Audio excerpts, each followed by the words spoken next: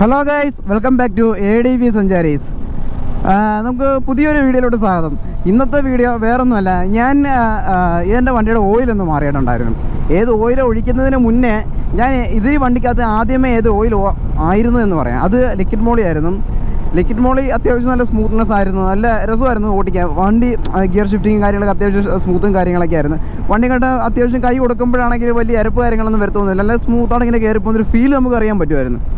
അപ്പം അതിൻ്റെ ഒരു ടൈം കഴിഞ്ഞപ്പോൾ നമുക്ക് ഓയിൽ ചേഞ്ച് ചെയ്യേണ്ട ഒരു ആവശ്യം വന്നു. സർവീസ് കാര്യങ്ങളൊക്കെ ആയി.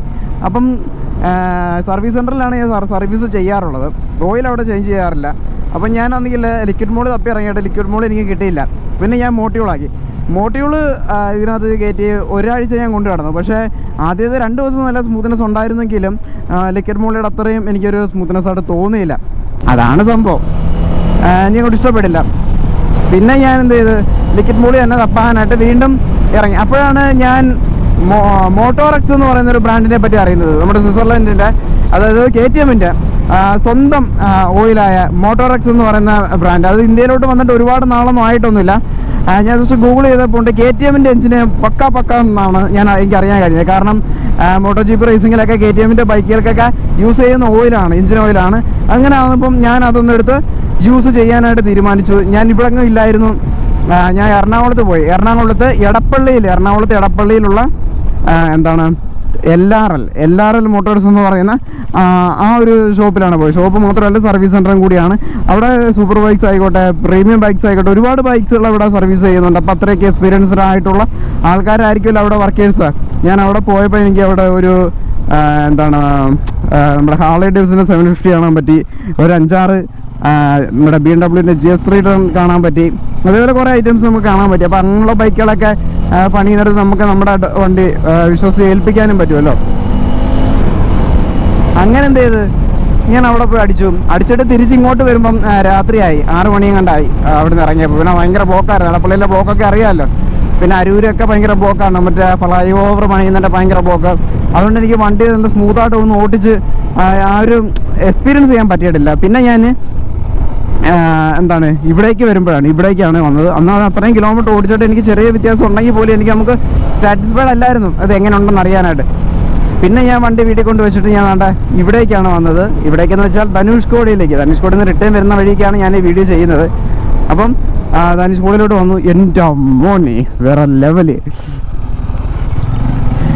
ലെവലെന്ന് പറഞ്ഞാലും പോരാ, വേറെ ലെവല്. കണ്ട ഇതുകൾ നോക്ക്, കണ്ട മീറ്റർ നോക്ക്, വണ്ടിയുടെ സൗണ്ട് കൂടെ നോക്കിയോ.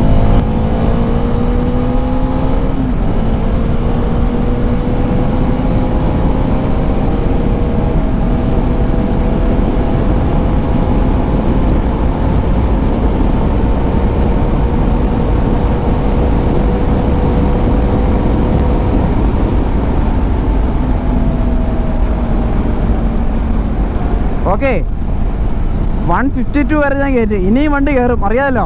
കാരണം ഇത്രയും കയറി ഭയങ്കര ആ ഒരു ഒരു സ്മൂത്ത്നെസ് ആണെന്നറിയാമോ. സ്മൂത്ത്നെസ് നേരത്തെ ഒന്ന് മറ്റേ ഓയിലൊക്കെ ഉള്ള സമയത്ത് പോലും ഞാൻ നല്ലൊരു ഓപ്പൺ റോഡ് കിട്ടിക്കഴിഞ്ഞാൽ എനിക്ക് ഇത്രയും കയറ്റണം എനിക്ക് തോന്നിയിട്ടില്ലായിരുന്നു. പക്ഷേ ഇവിടെ ഞാൻ കയറ്റി. ആ റോഡ് ഇത്ര ഓപ്പൺ ആയിട്ട് കിടക്കുന്നതുകൊണ്ട് മാത്രമല്ല, വണ്ടിയുടെ എഞ്ചിൻ്റെ ആ ഒരു സ്ട്രെയിൻ എനിക്ക് ഫീൽ ചെയ്യാത്തതുകൊണ്ടാണ് ഭയങ്കരമായിട്ട് എനിക്ക് ഇഷ്ടപ്പെട്ടു. കിടിലമായിരുന്നു. അതുകൊണ്ട് മോട്ടോറെക്സ് KTMൻ്റെ എഞ്ചിൻ ആയിക്കോട്ടെ, ഡോമിനാറിൻ്റെ എഞ്ചിൻ KTMൻ്റെ എഞ്ചിനാണ് നമുക്ക് എല്ലാവർക്കും അറിയാം. നമ്മുടെ ഡോമിനാർ 390 KTM 390 അല്ലെങ്കിൽ ഡ്യൂക്ക് 390യുടെയൊക്കെ എഞ്ചിന് റീടൂൺ ചെയ്തിട്ടാണ് നമ്മുടെ ഡോമിനാർ 400 വെച്ചിരിക്കുന്നത്. അതുപോലെ തന്നെ ഡോമിനാർ 250 ആണെങ്കിൽ നമ്മുടെ ഡ്യൂക്ക് 250യുടെ എഞ്ചിനാണ് വെച്ചിരിക്കുന്നത്. അത് നമുക്ക് എല്ലാവർക്കും അറിയാം. അപ്പോൾ KTMൻ്റെ എഞ്ചിൻ തന്നെയാണ്. നമുക്കത് എത്രയും വിശ്വസിച്ച് നമുക്ക് യൂസ് ചെയ്യാൻ പറ്റുന്ന ഒരു ബ്രാൻഡാണ് മോട്ടോറെക്സ് എന്ന് പറയുന്നത്. ഇത് പ്രൊമോഷനും കാര്യങ്ങളൊന്നുമല്ല, നമ്മുടെ എക്സ്പീരിയൻസ് ബേസ് ചെയ്ത് ഞാൻ പറയുകയാണ്. ഈ ഓയിൽ യൂസ് ചെയ്തിട്ട് ഞാൻ 1000 കിലോമീറ്റേഴ്സ് കൂടുതൽ ഞാൻ ഓടിച്ചു വണ്ടി, മനസ്സിലായില്ലേ. അതുകൊണ്ട് ഇപ്പം തന്നെ 729 ആയിട്ടുണ്ട്. ഇതിന് മുന്നേ ആണെങ്കിൽ പലപ്പോഴായിട്ട് ഓടിച്ചേക്കുന്ന എല്ലാം കൂടെ ചേർത്ത് കഴിഞ്ഞാൽ നമുക്കൊരു 1000, മൊത്തത്തിൽ ഒരു 1000 എബോവ് വരും. അപ്പോൾ അത്രയും ഓടിച്ചുള്ളൊരു എക്സ്പീരിയൻസ് കൊണ്ടിട്ടാണ് ഞാൻ പറയുന്നത്. ഓക്കെ, അപ്പോൾ ഓയിൽ ഏതാണെന്നൊക്കെ ഞാൻ കാണിച്ചു തരാം.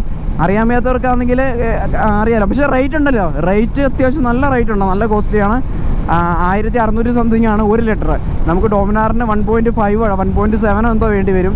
അപ്പം എന്തോ സംഭവം എന്ന് വെച്ച് കഴിഞ്ഞാൽ 2 ലിറ്റർ മേടിക്കേണ്ടി വരും. അതായത് 1600 രൂപയ്ക്ക് ആണെങ്കിൽ നമുക്കൊരു 3200 രൂപയുടെ അടുത്ത് ചിലവ് വരുന്നുണ്ട്. പിന്നെ പണിക്കൂലി എല്ലാം കൂടെ 10,500 രൂപ ഉണ്ടെങ്കിൽ നമുക്ക് നൈസായിട്ട് കാര്യങ്ങളൊക്കെ സെറ്റ് ചെയ്യാൻ പറ്റും. പിന്നെ ഇതിൻ്റെ തന്നെ ചെയിൻ ലൂബ് വരുന്നുണ്ട്, അങ്ങനെയുള്ള കുറേ ഐറ്റംസ് വരുന്നുണ്ട് മോട്ടോർ ആക്സിഡൻറ്റിന്. അതൊന്നും ഞാൻ യൂസ് ചെയ്തിട്ടില്ല.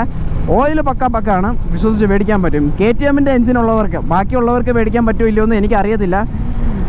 അത് മേടിക്കാൻ പറ്റുമായിരിക്കും, എഞ്ചിൻ ഓയിലല്ലേ, എല്ലാ ബ്രാൻഡിനും പറ്റുമായിരിക്കണമല്ലോ.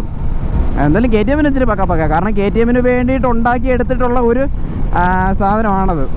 ഓക്കെ, അപ്പോൾ ഇത്രയേ ഉള്ളൂ. അപ്പോൾ ഇനി അടുത്തൊരു വീഡിയോയിൽ നമുക്ക് നല്ലൊരു കണ്ടൻറ്റും അല്ലെങ്കിൽ നല്ലൊരു ട്രാവൽ വ്ളോഗും ഒക്കെ ആയിട്ട് നമുക്ക് വീണ്ടും വരാം. Okay, by.